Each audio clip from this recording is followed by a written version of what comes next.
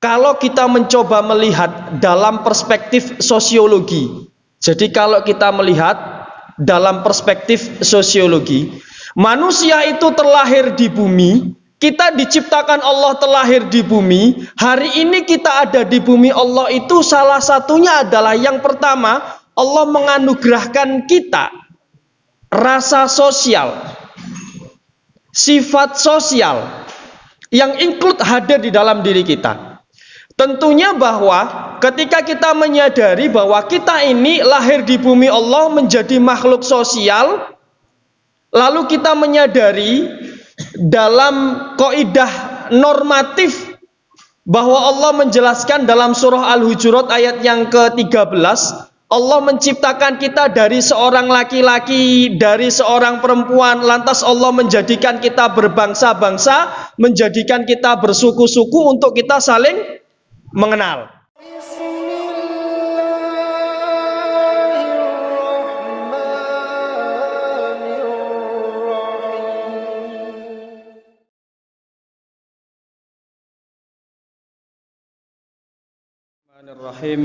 Assalamualaikum warahmatullahi wabarakatuh.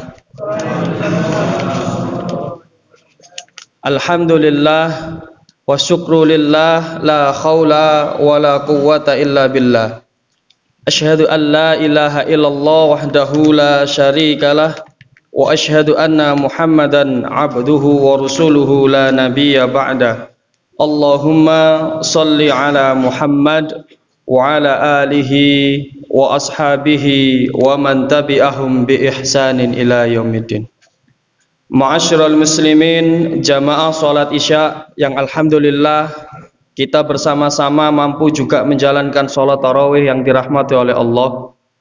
Syukur alhamdulillah senantiasa kita haturkan kehadirat Allah Subhanahu wa taala, karena dengan limpahan rahmat, hidayah, karunia termasuk kesehatan, alhamdulillah sampai dengan hari ini kita masih diizinkan oleh Allah Subhanahu wa taala menjalankan aktivitas ibadah, tentunya syiyam di bulan Ramadan. Semoga puasa yang kita lakukan, infak sedekah yang kita lakukan, kebaikan-kebaikan yang kita lakukan, tilawah Quran yang kita lakukan diterima semuanya oleh Allah Subhanahu wa taala. Amin ya rabbal alamin. Mudah-mudahan salawat serta salam pula senantiasa tercurahkan kehadirat junjungan Nabi besar kita Baginda Muhammad Rasulullah sallallahu alaihi wasallam. Bapak Ibu hadirin yang dirahmati oleh Allah, malam ini malam yang keberapa Pak ya? 24 atau 23 Pak? 24 ya. Malam ganjil apa malam genap Pak? Nampaknya semua malam ganjil Pak ya, semua malam ganjil, sehingga semua masjid setiap hari rame karena semuanya menjalankan ibadah iktikaf. Semoga kita juga dimampukan oleh Allah untuk mampu menjalankan ibadah iktikaf. Jadi beberapa waktu kemarin kita sempat diskusi dengan Majelis Tabligh Pimpinan Pusat Muhammadiyah. Ternyata ada satu hal ilmu yang kadang kita memang perlu setiap saat, setiap hari itu mengupdate.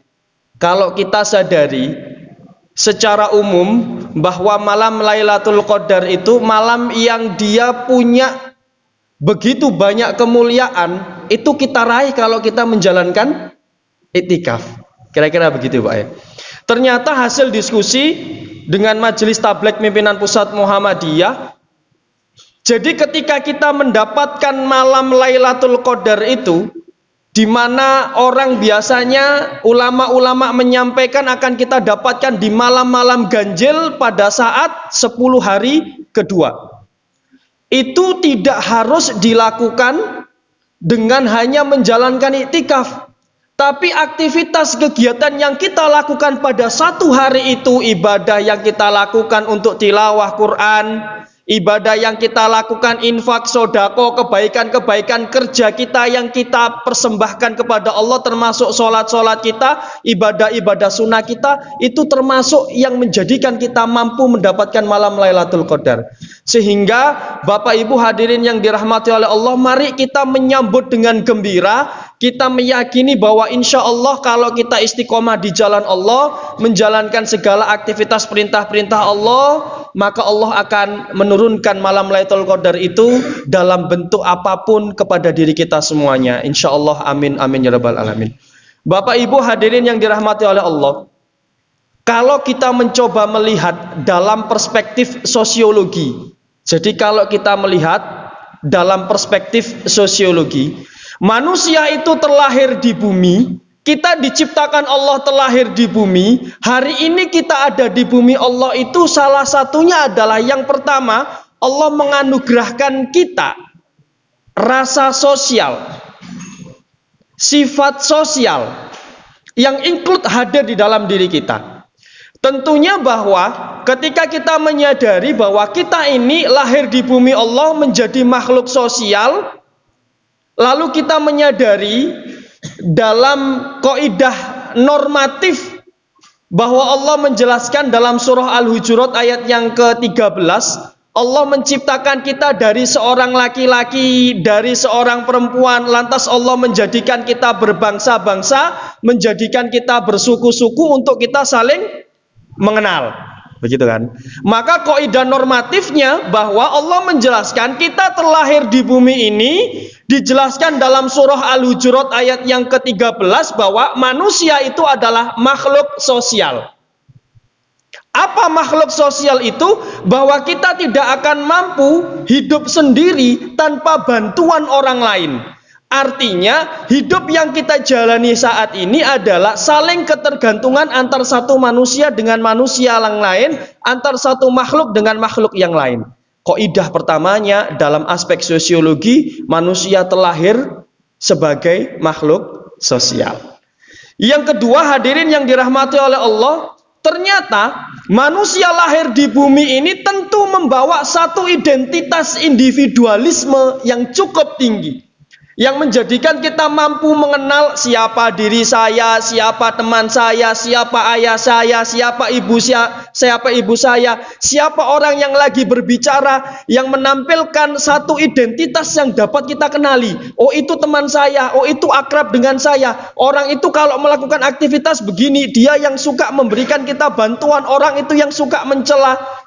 Maka aspek individu juga masuk dalam kehidupan kita. Ketika kita lahir di muka bumi, maka dalam aspek sosiologis manusia menjadi makhluk individu sekaligus menjadi makhluk sosial. Bapak Ibu hadirin yang dirahmati oleh Allah, lantas kaidah normatifnya apa? Bahwa manusia itu terlahir sebagai makhluk individu. Kata Allah dalam surah Al-Muddatsir ayat yang ke-38, kullu nafsim bima kasabat rohina. Setiap kita, setiap manusia, setiap orang akan bertanggung jawab nanti kepada Allah atas apa yang dilakukannya nafsi-nafsi, pribadi-pribadi. Sehingga meskipun kita berkelompok, kita ada dalam satu kelompok tertentu, ada dalam satu organisasi tertentu, Allah melakukan penilaian terhadap diri kita atas apa-apa yang kita lakukan secara individu-individu. Kalau pertanyaannya muncul begini Bapak Ibu, lebih banyak dan lebih dominan mana sikap individualisme yang muncul dalam diri manusia dengan sikap sosial, sifat sosial yang muncul dalam kehidupan diri kita? Yang mana Bapak Ibu? Kita lebih banyak memiliki sifat individualisme yang tinggi atau sosialnya yang tinggi? Benar. Ya. Konsepnya begitu. Kalau ada pertanyaan, manusia secara sosiologi itu lahir dalam dua aspek. Yang pertama adalah aspek sosial, yang kedua adalah aspek individu. Lantas ketika ditanya lebih dominan mana, sikap sosialnya atau sikap individunya, serentak bilang sosial. Sosial, karena belum diuji Pak, ya kan? Nah ini yang pas nih, sosial lah ini yang pas. Tapi kalau Allah sudah mulai menguji, naudzubillah min dzalik, Allah menggoncangkan buminya seperti Jumat yang lalu Pak. Masih ingat Pak? Di sini Jumatan terasa enggak Pak ya? Saya waktu itu Jumatan di Tawangsari. Di bawah, saya itu duduk di bawah lampu gantung, Pak. Jadi saya duduk di bawah lampu gantung. Saya seumur hidup itu belum pernah merasakan gempa, belum pernah tahu ya apa rasanya gempa. Kanan kiri saya semuanya pada ngomong, lalu minggir, tinggal saya yang sendiri di situ.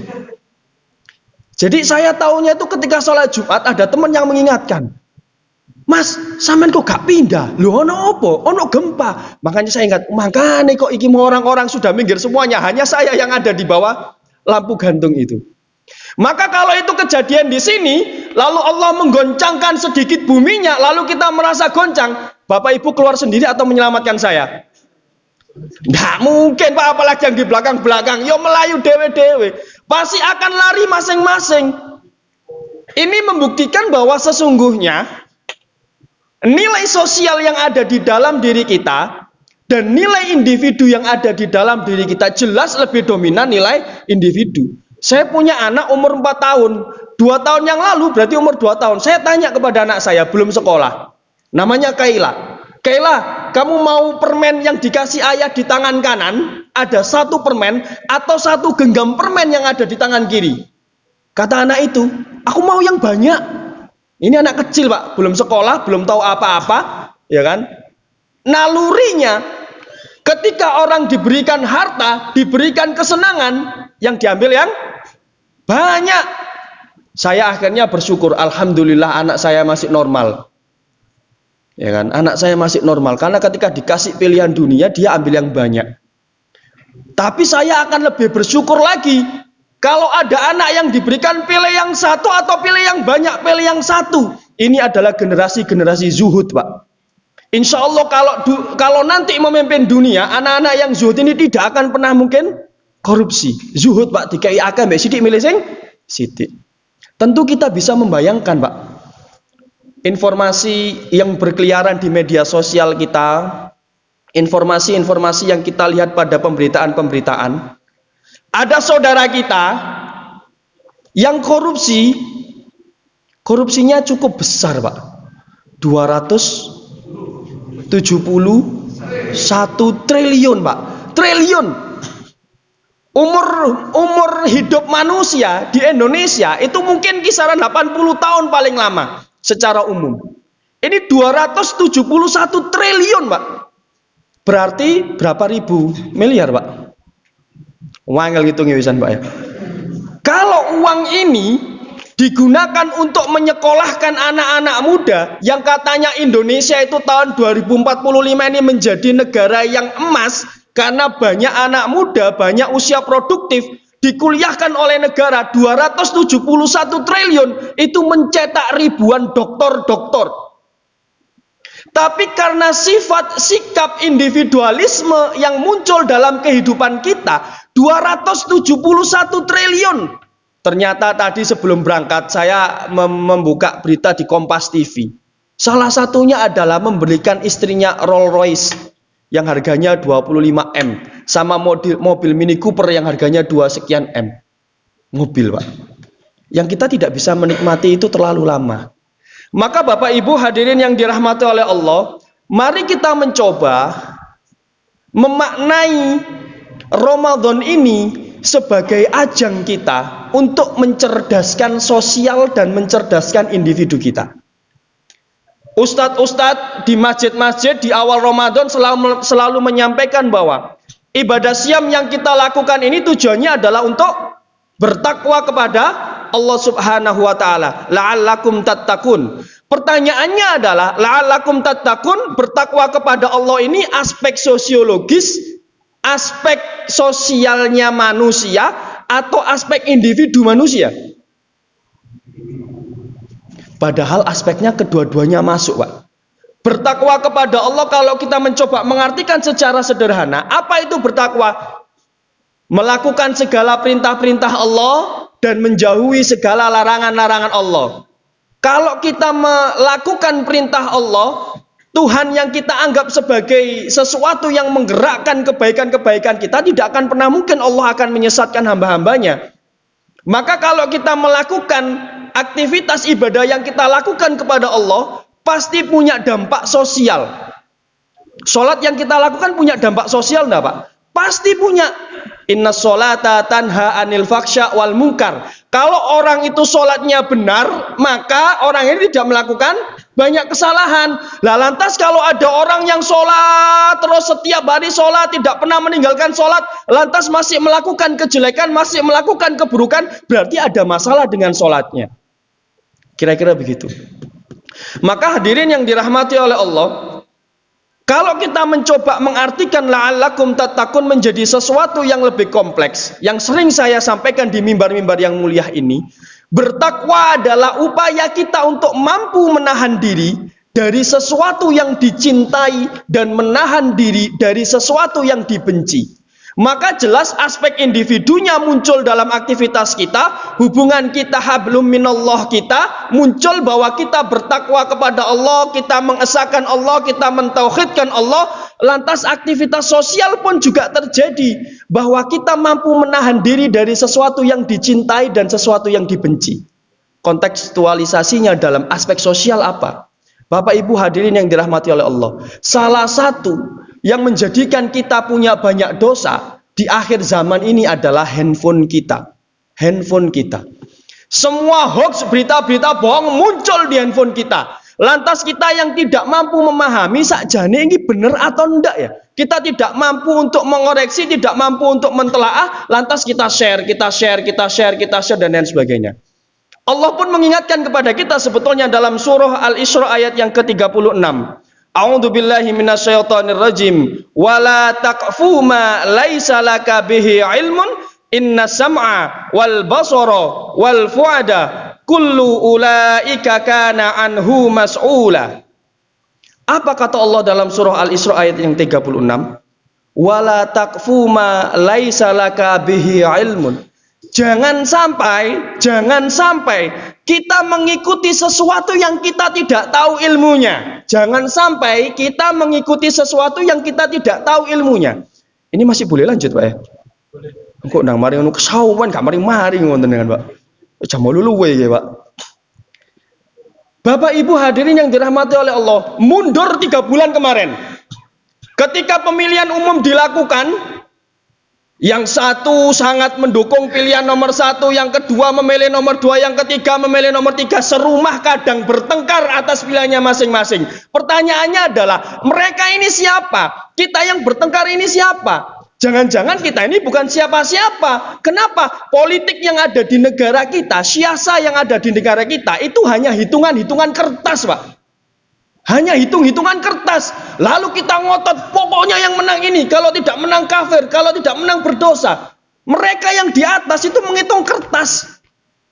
Kenapa harus berpasangan siapa? Kenapa harus bagaimana? Maka apa strategi yang harus dilakukan? Mereka hitung-hitungan kertas. Kita di bawah marah-marah bertengkar. Kenapa? Tidak cukup otak kita untuk merespon hal itu. Kita melihat dalam perspektif yang berbeda, maka perintah Allah wala taqfu ma laisa laka bihi ilmun. Jangan sampai kita mengikuti sesuatu yang kita tidak tahu ilmunya. Ada satu cerita, Pak. Karena tadi katanya boleh tak ceritakan, Pak.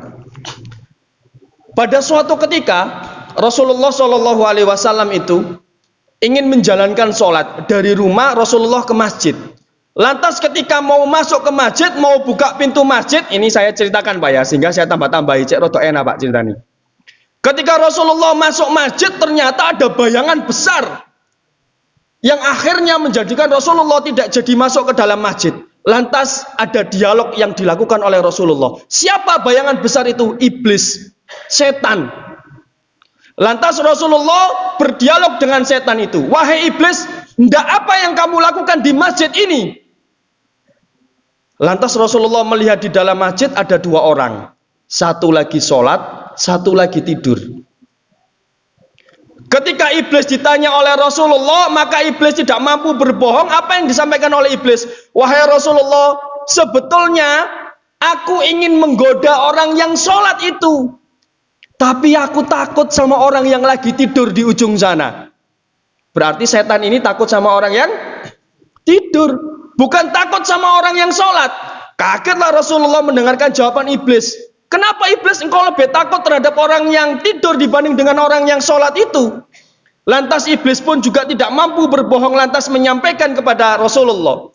Wahai Rasulullah, Orang yang lagi sholat di dalam masjid itu adalah orang yang bodoh, orang yang tidak tahu ilmunya sholat. Sedangkan orang yang tidur di ujung sana itu adalah orang yang berilmu, orang alim. Maka kalau aku mengganggu orang yang lagi sholat itu, kekhawatiranku adalah orang yang sholat itu nanti akan membangunkan orang yang tidur. Dan ketika orang yang tidur itu terbangun, lantas orang yang sholat tadi akan dibetulkan sholatnya. Ternyata hadirin yang dirahmati oleh Allah, sholat pun ibadah yang kita lakukan kepada Allah, kalau tidak dibarengi dengan ilmu, kalau tidak dibarengi dengan pengetahuan, maka sholat kita akan sia-sia. Tumaknina kita, aktivitas sholat kita, rukun-rukun kita, bahkan jauh sebelum sholat wudhu yang kita lakukan. Maka penting bagi kita semuanya hadirin yang dirahmati oleh Allah, wala takfu ma laisa laka bihi ilmun. Jangan sampai kita mengikuti sesuatu yang kita tidak tahu pengetahuannya. Jangan mudah kita melakukan share-share WhatsApp yang kita tidak tahu. Saya itu punya bapak, saya ingatkan, Pak ngapunten niki hoax. Gak dibales, Pak. Ngirim lagi, ini waktu pemilu kemarin, Pak. Waktu pemilu kemarin. Padahal secara pendidikan mertua saya cukup tinggi pendidikannya. Kirim lagi, saya jawab lagi, Bapak ngapunten ini hoax. Kirim lagi, saya jawab lagi, Bapak ngapunten ini hoax.